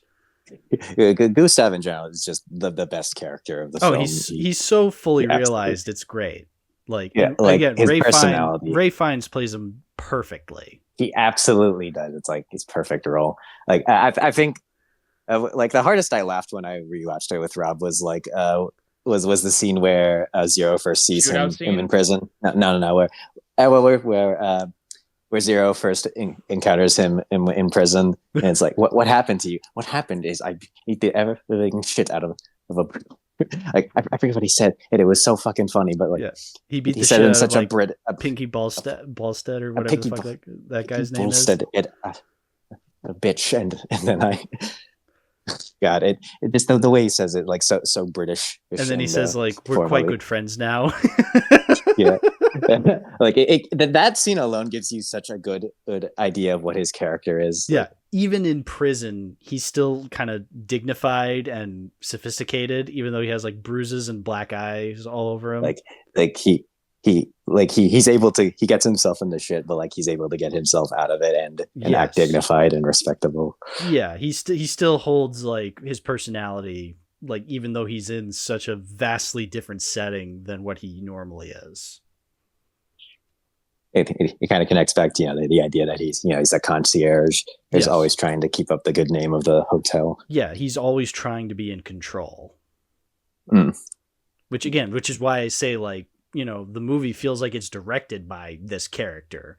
Like, Wes Anderson has insane amount of control when getting every detail in this movie correct. Yeah. That's also another one, like scene with Gustav that speaks out in my mind is the scene after he broke out of prison and he starts shit talking Zero, but then once he hears he's an immigrant and he's actually overcome with like empathy and relief, and it just sticks out as like his strongest character moment, like that he's empathetic, which like he does show throughout the movie, but it's definitely he has. Not to make a pun, but it's zeroed in on in this scene. Yeah. Like he might have his prejudices, and he's not all there, but he's very uptight with his morals. He's very he doesn't sway left or right. He's very in line with his own moral compass. Yeah, he's very empathetic. Like, yeah, he has his own opinions as a character, but he understands, he has enough self-awareness to the people around him as well.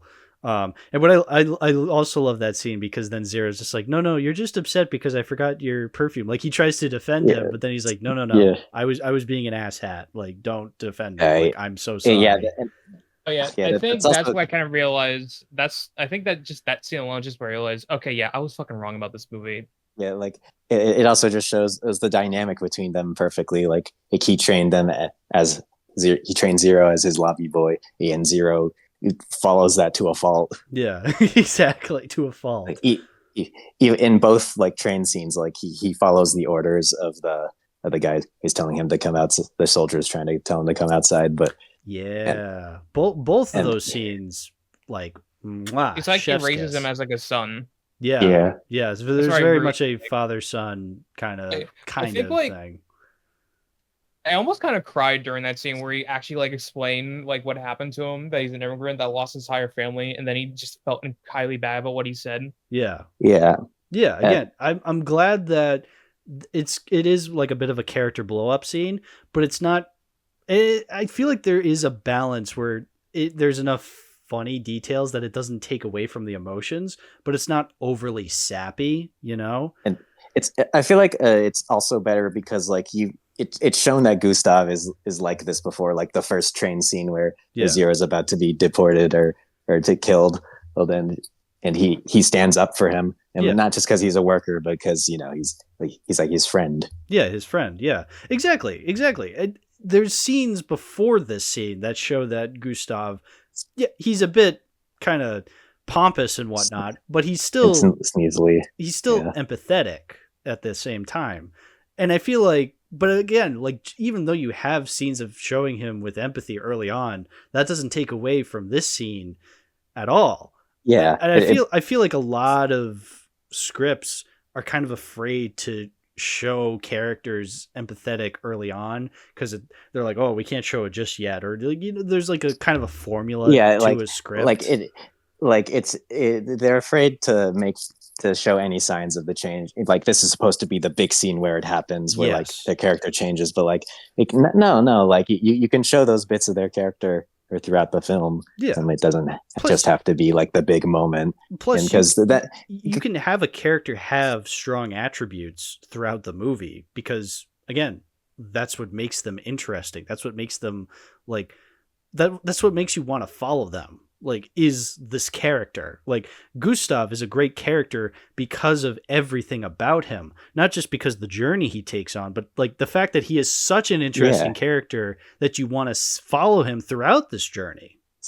Yeah, I want to see more like how he acts. I want to see how he responds to these, and if it's good that the scene where he explodes at Zero isn't the only main scene he's empathetic, because then that puts a lot of pressure on that scene to be really good. And if it was the only scene, then it could maybe seem a bit forced, because like what if he did just treat Zero kind of like ass? It was like the whole film. It's like, why would Zero keep following him?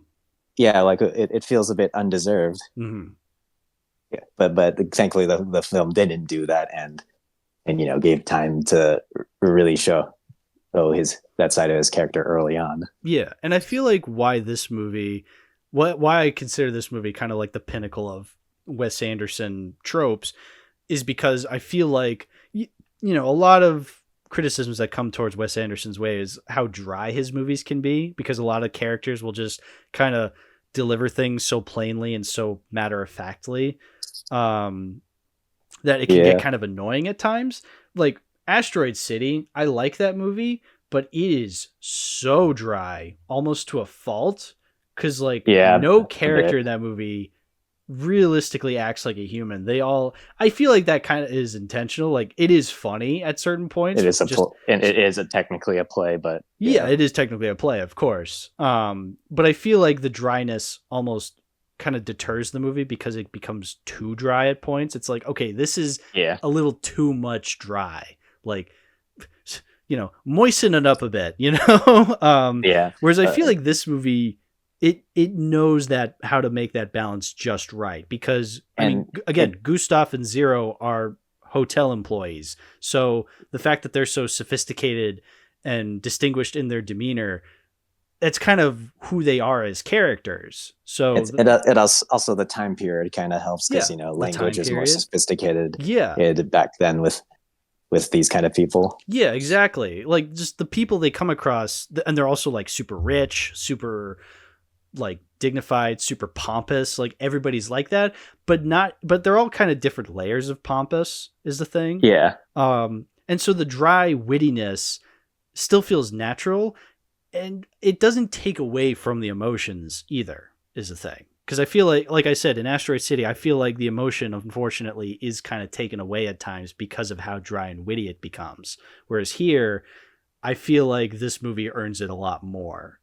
So that it definitely it definitely comes together in the end. So then, because like I was saying, the train scenes, like you have two different versions of the encounters, where you have the first time where Edward Norton does come in and essentially saves them, but then the second time you don't, which leads to the death of Monsieur Gustave. I remember the first time I watched this movie and that scene happened, I was like, whoa. I was actually taken aback. Like, I was just like, holy shit, I didn't think this movie would go that far. And it doesn't even... the quote from Zero really made that scene. Yeah, because he says it so matter-of-factly. He's just like, he was shot. Yep, that's it. We don't even see his death scene. We just hear about it. But I feel like, and I was going to say, like, I feel like that kind of adds to it more. The fact that we don't even really see anything that violent, but what's implied is way more horrific. And I feel like the movie knows how to pull that back and kind of let it speak for itself. Let it speak for itself. Exactly.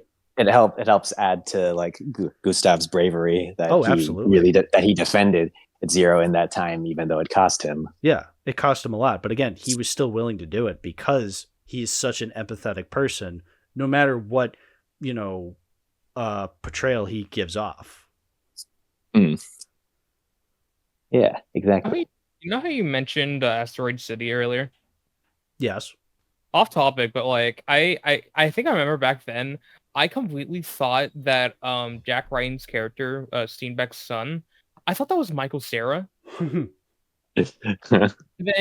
then here we are now. I saw this tweet earlier about Wes Anderson's upcoming film, and then there he is, Michael Cera, and I'm like, all right, we got Michael Cera in a Wes Anderson film, exactly what I wanted. Let's fucking go. Excellent. I'm glad, because I'd love seeing new actors kind of come into different Wes Anderson movies. It's always nice to see, especially when he tends to stick to like the same group of actors. Yeah, which they're good actors. Like, I love seeing Willem Dafoe in Wes Anderson movies. I will say I prefer him in other movies more than others, but wait, we can't talk about this film without Willem Dafoe. Well, Willem Dafoe, one of my all-time favorite actors. I love him to death. I love him to bits.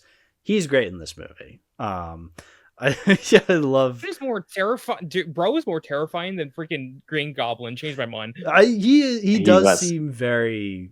He seems more threatening. Yeah, because Green Goblin is definitely more comedic in his threatening nature, which, depending on the version, I guess, because you have either his version in the original Spider-Man or No Way Home, but ostensibly he is still always comedic, whereas here he is definitely more straight-faced, which does still add to the comedy, like the scene where he kills Jeff Goldblum. Cat out the window. He throws the cat out the window. I was gonna say that. Yeah. Did he just throw my cat out the window? I don't think he did. No, I didn't see that. I don't know. I, for some reason, the one scene I always think of when I think of William in this movie is the "Where are you going?" insert. Skiing, sledding, mountain climbing, and then he doesn't fucking say a word. He just takes a sip out of his whiskey and then gets on his bike. Yeah, which when he opens up his pocket to get the whiskey, he reveals he has a gun, which is great.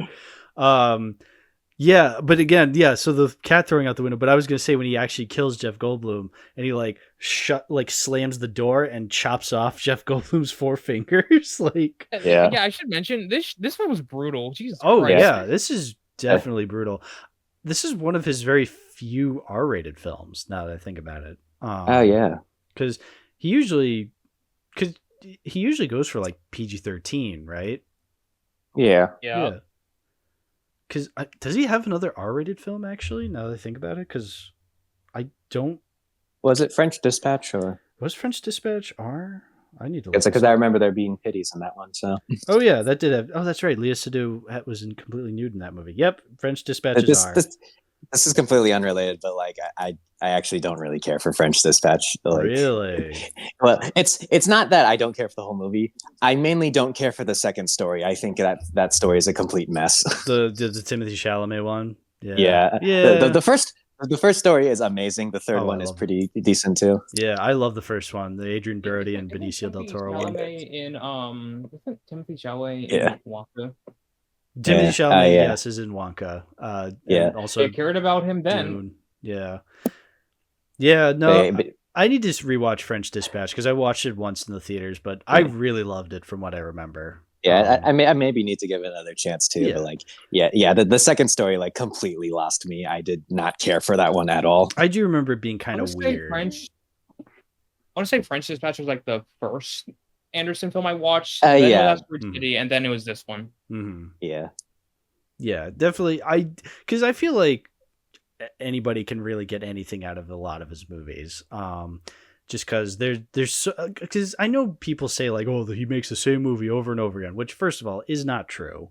Second of all, they can be varied is the thing. I feel like each one is special in its own right. Whether or not I fully connect with it depends, but I know that what I'm getting is something unique and wholly his own vision that I still appreciate what I'm getting at. It's the same thing as Nolan. Like, even when I don't like a Nolan film, I still appreciate the effort that went into making it and understanding that, okay, this is what Nolan wanted. So whether or not I connect with everything, I mean, that doesn't really matter at the end of the day, because there are those movies that they have made that I really do connect with. So I'm like, well, it is what it is.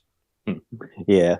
I do feel like, actually, even though I love this movie to death, I do feel like one thing I feel like they could have added a bit more to is Agatha, because like at the end of the story, like it is just a little bit shocking that like Zero says like he goes to the hotel for Agatha more so than Gustav. Mm-hmm.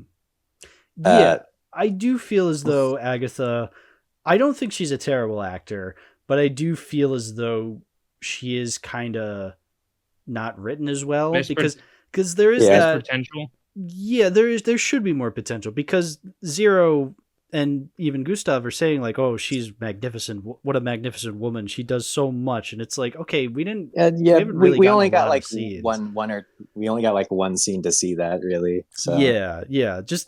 Just having characters say like, oh, isn't this character amazing, isn't enough. Yeah, it would have been nice if like there was maybe at least one more scene with her, like maybe working at the shop, or maybe her interaction with Mendel himself. Yeah, having something more. Yeah, I don't think it's terrible, but I do agree. I think there could have been more to her.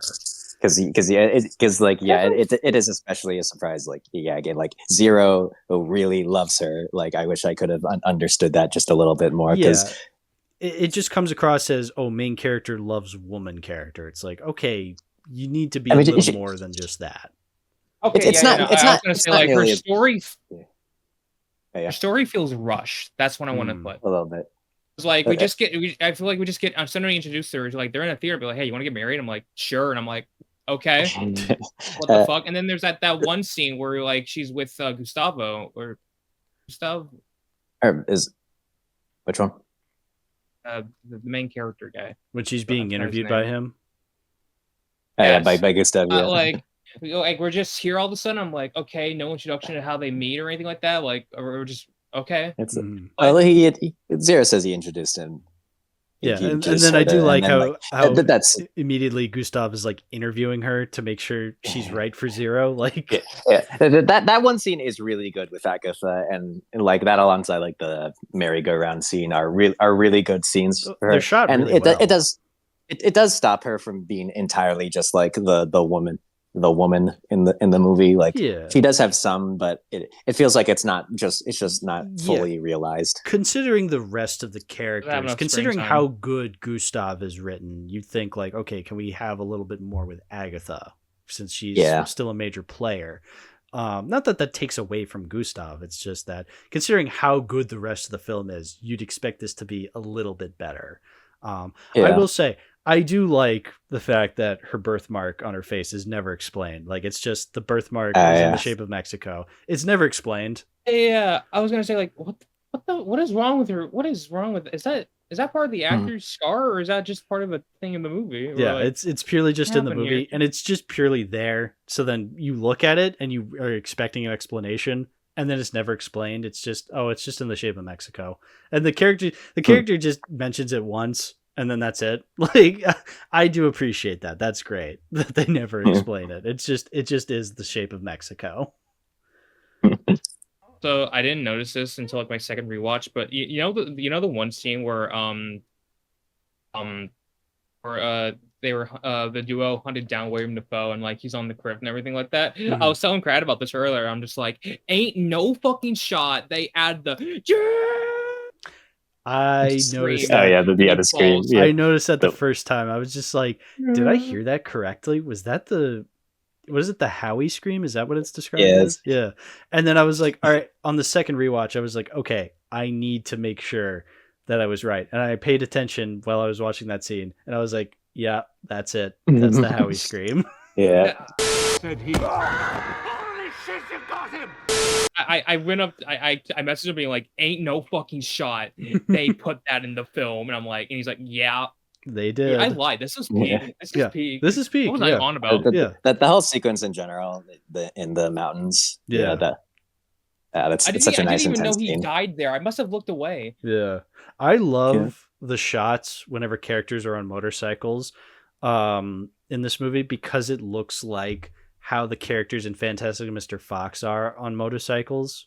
And I just think that's really funny that no matter if it's a human or an animated puppet, they look the exact same in a Wes Anderson film. I thought that was fascinating. I always find it funny that every time I hear the Howie scream, my brain just thinks of the frame where Dendy's a skeleton. Oh yeah. Okay. Yeah. Then Joe's that other meme scream. It's a classic YouTube poops scream. Mm-hmm. Yeah. Yeah. Oh yeah, also the stuff relating to like Serge and his sister that I do distinctly remember. That was what I agree. That was one part I was a bit confused about because like they first off the Serge in general is just obviously non-existent for most of the movie. So yeah, it feels. I'm just like, who the fuck is Serge? Yeah, like he's all he does is wrap up the painting, and all of a sudden he's an important character. It feels a bit strange they didn't put more emphasis on him beforehand. Yeah, and then he's like immediately killed once they find him in the monk outpost. Yeah. Also the scene where like his sister's killed. I originally thought, wait, did they kill Agatha? But then I realized, oh wait, it was a great bait and switch because it happens so quickly because you see Agatha like kind of looking around her room, and then she closes the door, and it immediately cuts to like a newspaper headline that says "woman's head cut off," and you're just like the person I was watching with went like audibly went like. It was so shocking, and then of course, you get the basket, and he lifts up, and it's obviously the sister of Serge, which it was a good bait and switch. But you're just like, who is that for exactly? Besides the audience, I suppose, for me to go, Jesus Christ, Jesus Christ. I like how so brutal. I like how noticeably rubber and plastic the face looks. I mean, second watch because you don't see that face for very long. Like they lift up the head and then it immediately cuts away because they know it's not the greatest prosthetics. So they're like, oh, we'll just show it for a jump scare and then that's it. Oh my god! Yeah, what kind of police officer does that? They know a human head's in the basket and then they just lift it up and they FNAF jump scare you. I should make a FNAF game about that. It's a FNAF game about Grand Budapest Hotel. No. Like I meant like five children stuffed in picnic baskets. Oh. Their heads. Hey, boo-boo, I got a child's head stuffed in this picnic basket. Picnic basket? Oh god, don't do. It's just someone William be like, hey, do a Yogi impression. Hey, no. Why don't we just do that? Why don't we just do that bit where it's just like, hey, what does William think? And it's just go, hey, William, do a Yogi impression. Say something funny. Hey, boo-boo, come on, let's get going. It's checkout time. It was a wonderful holiday, and I know it was a great time staying at the Grand Budapest Hotel, but it's checking out time. We gotta get going. We simply have to get back to 5 minutes past Rock Castle to deliver these picnic baskets back to the king. I don't know, Yogi. Don't you think these baskets are a little girly for the king? You know how he likes them. Au contraire, boo-boo. Picnic baskets are stylish and practical in all situations. No man worth his salt is gonna turn down a good pic-a-nic basket. You're right, Yogi. I'll be more careful next time in my assumptions. That's good, boo-boo. Remember, you gotta be smarter than the average bear, and nothing's smarter than a good old pic-a-nic basket. Very good, William. That was funny. Holy shit. Yeah, that was Dude. that was a That was great very Yogi funny. impression, William. Wow. Thank you for that. Wow. Wow. Steven Wow. shitting right now. Yeah. Well, Actually, I'm not. If I did, that would be very bad. Yeah. well, is there anything else we have to say about Grand Budapest? I mean, I know there's a lot that we haven't talked about, but like, there's just a lot to this movie. Is the thing? Yeah. It's just there's so many details I could like gush about, the presentation Yeah. and all that. I do agree, though, that it's definitely up there for me in terms of Wes Anderson's best. Like, I don't think it's my all-time favorite, but it is up there. Like I said, I could see this arguably being my second favorite. I hold Fantastic Mr. Fox a little bit higher because that movie means a lot more to me because I've seen it more often. Yeah. But like, That's if I were to, I definitely understand why this is at the top in terms of Letterboxd, in terms of Wes Anderson's most popular films. Like, yeah. this one makes the most sense being like at the top. For sure. So, can I talk a little bit about this Criterion Collection version I have?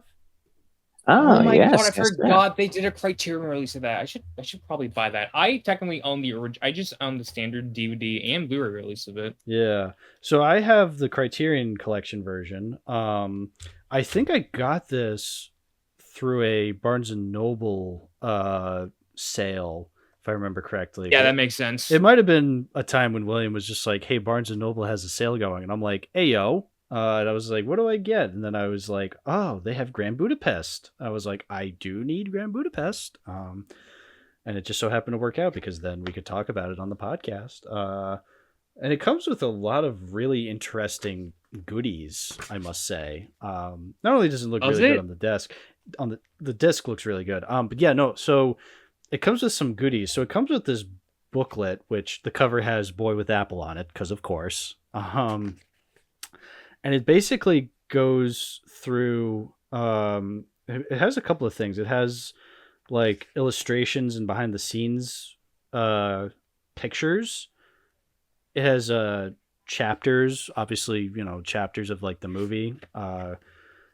It also has a bit of a review of the movie from this guy Richard Brody. He titles this Wes Anderson's Artistic Manifesto, Stefan Zweig, and a longing for the past. It is basically an excerpt from like a pieces published in the New Yorker about the movie, and just like talking about like what Wes Anderson was thinking, like what was he thinking when making this movie. It's really. I was reading some of it. I haven't read all of it, but I was like reading through it. I was like really fascinated by the thought process that went into like how they were interpreting like the story and whatnot. They also have a poster, which I'm unfolding right now. It's like this kind of horizontal landscape poster of the hotel. It has like the Arabian bath that you can see Gustav in, and then you like flip it over, and it has like all the characters kind of in the same Arabian bath, but in like the version when Jude Law meets F. Murray Abraham, like when they first meet. So that's really cool that they have like a poster. And then it has this really interesting booklet. Like the cover says romantic poetry, so harkening back to the fact that Gustav has like a book of poetry because he's quoting poetry throughout the movie. But then you like open it up and it's kind of like an accordion of like newspaper clippings, and again you see Boy with Apple. You see, what is this? Oh, this is Agatha's like work permit. I'm looking at. Oh, really? Yeah, this is interesting. Like it's just like weird little goodies within the Criterion release. It's really interesting that they put all this effort into like booklets and stuff for the Criterion release. It's really, really cool. The only problem I have with it is that there's no pocket to put all this stuff in, so you just open up the disc and they just fall out, and you're just like, shit. But overall, really interesting release, to say the least. Yeah, huge fan of this. I know what we got to do. We got to go to Barnes & Noble this July. Yeah. If you can find it, at Barnes & Noble, that's great. But if not, again, it's a Criterion release, so you can definitely get it through the Criterion collection. I definitely need to buy more. I definitely need to buy more Criterions. The thing is, they're fucking expensive. They are so expensive, dude. Yeah, but I mean, I get it. I'm trying to think. I definitely want to own maybe the Punch Drunk Love and of course Following, maybe. Yeah, I'm trying to think. Is this the first official Criterion we're talking about on the podcast? Because I definitely have movies that I've talked about that I eventually buy the Criterion version of, like Fear and Loathing, Breakfast Club, Fantastic Mr. Fox. Like, those are all movies I once owned on other versions that aren't Criterion, but now I have them on Criterion Collection version. So is this like the first official Criterion release? I'm like, because I'm looking at my collection right now. I think this is the first Criterion release we're officially talking about on the podcast, boys. I think we did it. Holy shit! Wow, this far in. Yeah, this far in. I mean, because again, I've talked about movies that I now own the Criterion version of, but I think this is the first time I'm talking about it in real time. I see. Interesting. Yeah, interesting. Yeah, no, Damn it, I missed out. Why did I buy the standard release? Hey, sometimes a standard release can be good. I still have standard releases of certain movies. I found like a Blu-ray copy of the film, like at Goodwill, I think, and I think I found like the DVD. I think at a cheap price at a Barnes & Noble at one point. Mm-hmm. Yeah. Again, yeah. Sometimes sometimes it's just far more. What's the word? Like necessary, Sometimes it's far more necessary to just get like the practical. Practical Yeah. is definitely the word I was looking for. It is far more practical. But what's important, whether or not, like, it's a really cool box set. There's a really cool box. There's a really cool version of the movie, this Criterion Collection version. What's important is the movie on the disc. And, well, it's Grand Budapest Hotel. It's a great, controversial opinion. Great film. Wow. What? No. It's a terrible fucking film. I don't know what you're talking about. Yeah, sorry. 0 out of 10. False advertising. False advertising. Yes. So, actually, I was curious. I should have asked this earlier, Crad, but so do you own this at all physically, or do you have like a physical collection at all? I don't own it physically. I don't really have a physical collection. I only recently started buying some movies I liked on DVD or Blu-ray, because it was mostly when like Rob was over here visiting me in Virginia. We'd go to Barnes and Noble. It's just it's not something I actively think about doing. No, of course. I have other collections I do, like vinyl and games. Yeah. Like I don't really think, I don't think too actively about movies now that I think about it. I still really enjoy them. Like I really love movies, but I don't.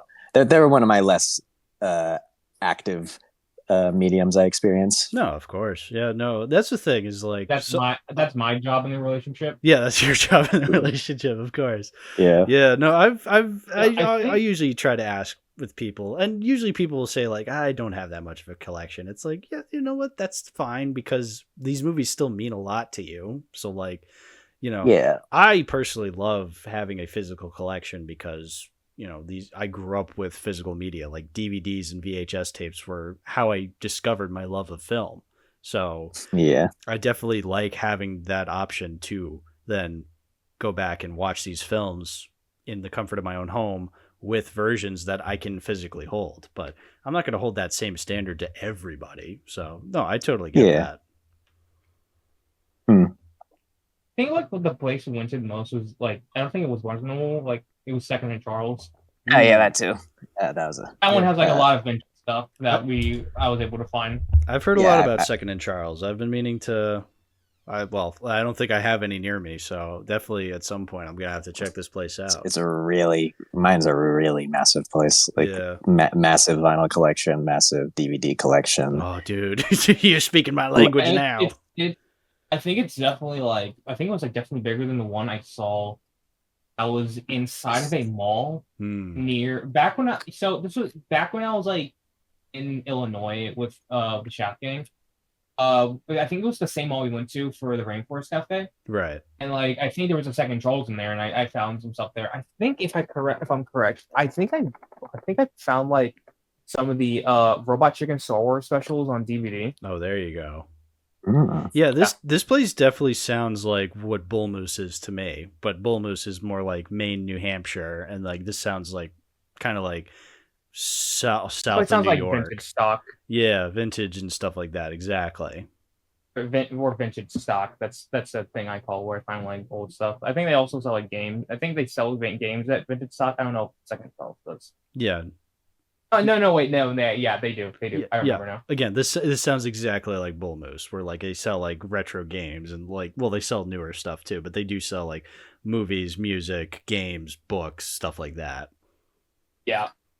But yeah, I'm definitely keeping my Grand Budapest Hotel Blu-ray. This has definitely found its place in the collection, and it'll stay there forever, basically. Yeah. Yeah. For sure. So. Yeah, and hopefully I can get that. Yuri Norstein? No, let me. What's his name? Yuri Norstein. Yuri Norstein. Hopefully I can get that Yuri Norstein DVD and add it to the collection. That would be really cool to have. Yeah, for sure. Yeah. Well, thank you so much for introducing Tale of Tales to me, Crad. I really appreciate that. Yeah, welcome. So, Mordo, why don't you start us off with the closing and shout out your stuff? A thank you would be nice. Thanks. You're welcome. I always enjoy being on the show. So it's always a pleasure. Anytime, man. Absolutely, dude. You come on, Mordo. It's Mordo. Everybody loves Mordo. We love when Mordo's on the show. Yeah. I hope they do. Yeah, this is the year of Mordo. Yes. Okay, yeah. No, wait. We have to take this. So we've done the Interstellar Buzz Lightyear episode. That's one. Yep. Unstuck Glove. That's two. Yep. I want to say and then there was the Prestige Producers episode, and then we have this one. That's four episodes. That's 4 episodes I've been on this tour. 4 episodes already this year. Impressive. Yeah.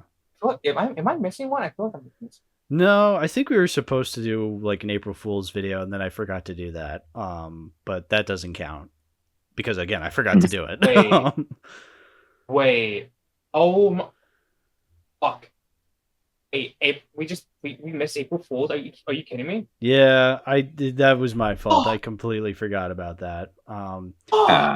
It's fine. It was supposed to be in between the Prestige and Godzilla episode, but it didn't end up working. So it's fine. We got next year. We'll figure it out. We got time to experiment. Yeah, next year we'll get something. I forgot. I swear we had an idea. Yeah. And oh, dude, what the fuck? How did we forget that? It was me because I was busy at work and I just couldn't find the time to record stuff, and I was just ugh, I completely forgot because it was Sunday the 31st. I'm fuck, I forgot to do something, so I kind of just cobbled together something for April Fool's, but I was just it was mostly just me experimenting with the editing and whatnot. But yeah, hey. There will always be next year, of course. Yeah, I guess so.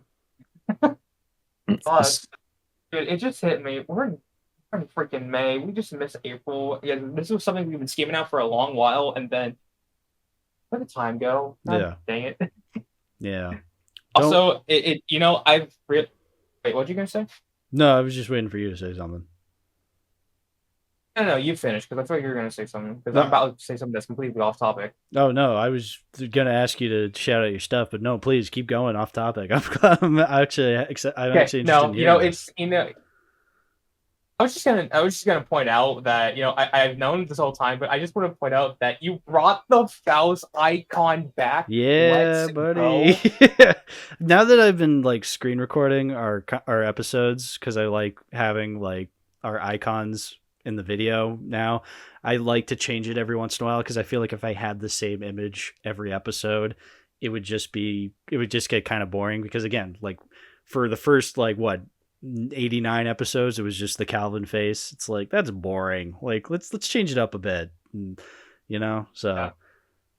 so yeah, I had to bring back Faust because I learned because Lazy had asked Doug Walker if he'll ever review Faust Love of the Damned, and Doug Walker so graciously said, probably not. It's actually a pretty good film. So I was like, we won, Faust Bros. We're so winning. We're eating good. It's a pretty good film. Oh my god, he enjoys it. Yeah, That's not out of ironic.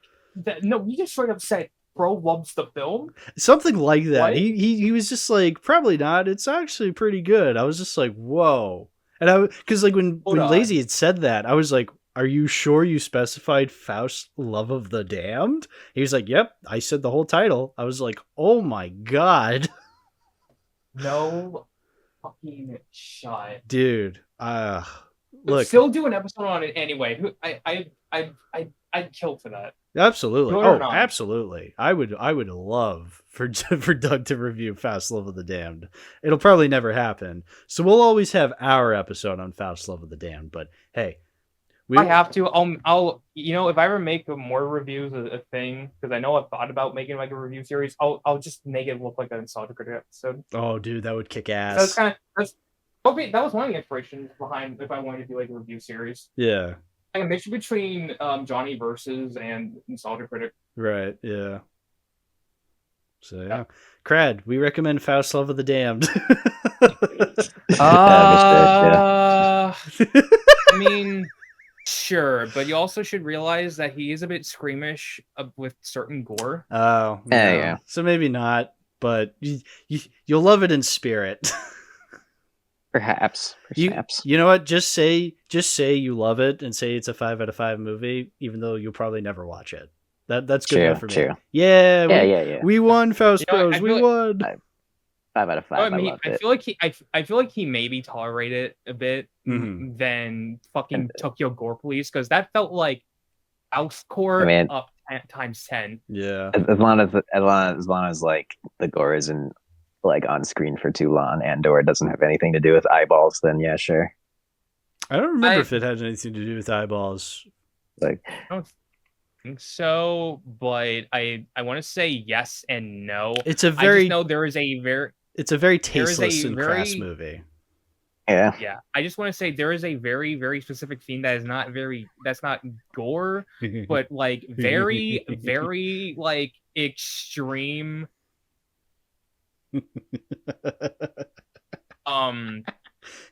Extreme porn graphic scene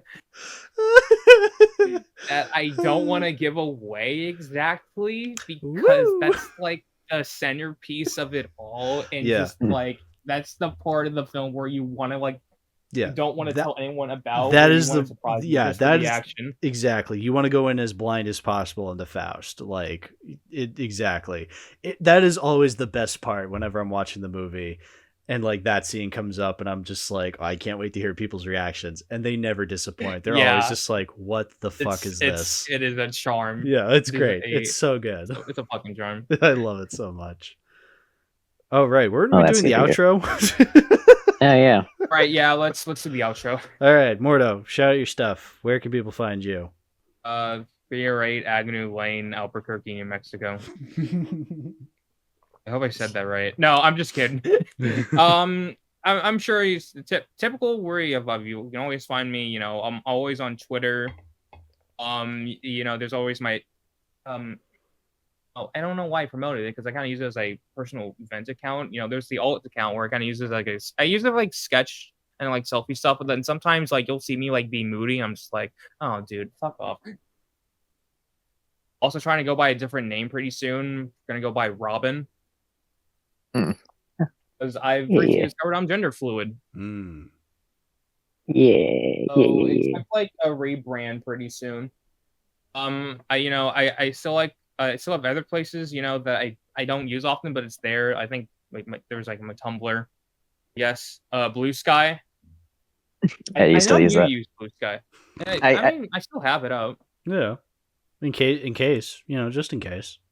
Yeah, just in case. Yeah. No, I know you started using it as of recently. Yeah, Oh, there's that. Posted once or twice, and that's it. Oh, okay. Well, maybe again, I keep it just in case. You never know. That's fair. Yeah, that's like I said. That's like most of these accounts. Like some of them is just like I have it just in case. Yeah, again, they'll always be in the description for whenever you're on. So, just including your Letterboxd, of course. Oh yeah, of course. That Letterboxd is not false advertising. Exactly. No, Letterboxd can be a very fun place as long as you just don't attract the fucking frivolous fan crowd. Yeah.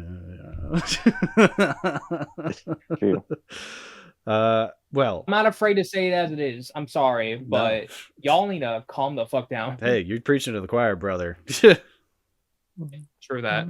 So, true that. Well, Crad, since you're new here, why don't you shout out your stuff? Where can people find you? You can also find me on Twitter at Crad_art. I mostly post art. It's also kind of just a personal account. I also post a lot of Splatoon just because I'm really into that right now until the next one comes out probably. I have a sketch account as well, as you'll see in my bio. Cradicles, the ad is does username Cradicles. I post a lot of sketch stuff there and maybe some more strongly opinionated things, maybe some philosophical stuff, because I get existential sometimes and tend to write stuff like that. As I do have a YouTube, it's mostly for speedrunning stuff because I was speedrunning Splatoon Side Order for a bit. If you're into that stuff, maybe I'll eventually do like actual videos on it, whether art or Splatoon related. Yeah. I know there's thoughts where like I want to do like a collab channel with the two of us. Yeah. You want to do like we haven't gotten that far. Also, check out our band Funny Haha Man. Got a new hit single out. We do not have a band yet. We joke about it. No, I'm joking. We joke. We want to make it to be a thing though. We're just not that. Maybe. Yeah. And I suppose maybe that's it. I do have a letterbox as well. That's probably the most. Okay, that's the other most active thing I have right now, frankly. I have been following you. Yeah. Thank you. You got to use that more often. No, what about your Twitch? Oh yeah. Yes, my Twitch. My Twitch.tv/Crad or Cradicles. I forget which it is, but you'll find it in my Twitter. It's the link is there. I sometimes stream on there. It's mostly gaming, but I hope to maybe eventually increase it to drawing streams and stuff like that. Good chance I'll probably be on those streams. Yeah, because I always make sure to tell them. Cool. Anyway, check out our new EP called Taco Sex by Funny Haha Man on Spotify. No, I'm just kidding. Please make your actual band name Funny Haha Man, please. Maybe. Whatever you do, whatever music you guys do, please put it under the moniker of Funny Haha Man. I will listen to every single song. Okay, if we have a fan, then sure. If you have one singular fan of Funny Haha Man. Go. Yeah. That's been I don't know what it's kind of been like the joke name for it. I don't know if we actually will come up with an actual name, but like right. I don't know. Hey, it's just a placement. I hear that. Coming up with names for things is hard. How do you think? How proud do you think I am of Too Many Movies? Yeah. It's a banger. It was something I came up with kind of last minute, but also at this point I'm just like, it's kind of lame, but at the same time it does describe my current situation, so I kind of have to keep it. So yeah. I think it's Funny Haha Men. Like two of us. Yeah, that would make sense. Yeah. Funny Haha Men. Yeah. So I don't know what started that. I think it's because you went under the name Funny Haha Man on Fortnite? It's partially that. It's also because like I remember I made a tweet like that, and you really liked it. Then like a joke tweet about a funny haha man being like the name of like a horror movie mascot, and then then you really liked the sound of that. Kind of like the Bye Bye Man, or like the poop, you won't be laughing when when you're dead. The poop pee pee man. You know, that shitpost meme is how I found out about that movie's existence. I was like, this can't be a real movie, and then I found the real poster. It's a real movie. Well, the Bye Bye Man's a real movie. But like the poster says the pee pee poo poo man, and I'm just like, what the hell is this? And then I look it up, and it's like, oh, it's supposed to be the Bye Bye Man. Guys, we gotta get together in Pennsylvania. That'll be our kick-assia film. Yeah. That'll be our. No, and then there was like this dumb joke where he said like, oh, I'm gonna make an album called Taco Sex, and I'm like, all right, I got a cool game plan. We're gonna make our band Funny Man debut EP. Taco Sex. There you go. So look out for Funny Ha Ha Men and their debut EP, Taco Sex. I mean, today, Wednesday. Yeah, exactly. All right, boys, I'm tired. Let's call it quits now. So goodbye, everybody. Goodbye. Thanks for listening. Goodbye. You all have a good night. Fun talking to you. I'll go to bed.